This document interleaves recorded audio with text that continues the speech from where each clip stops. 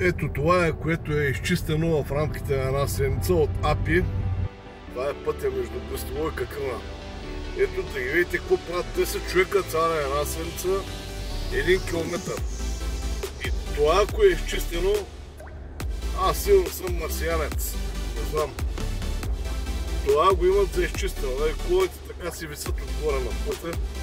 А утрешния ден, като се разцъфтят дърветата, леската като стават, като напука на пролет, и това ще има място точно за една кола и половина да се разминават. Какво са правили тук? Стърчат, путнали колчета. Въобще няма кой да им поиска равносметка на тия хора. Ево, тук. 1 километър. Ето го другия път. Брестово, Какрина. Добре дошли в България. 21 век, управлението на партия ГЕРБ и неговите съмишленици. От партия Има такъв народ. Има глупаци, че ме търпят.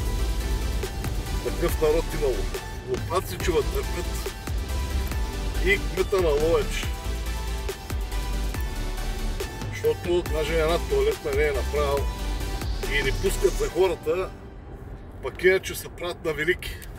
Ходят, обикалят с големите балтончета, с големите копчета, а пък нищо не правят.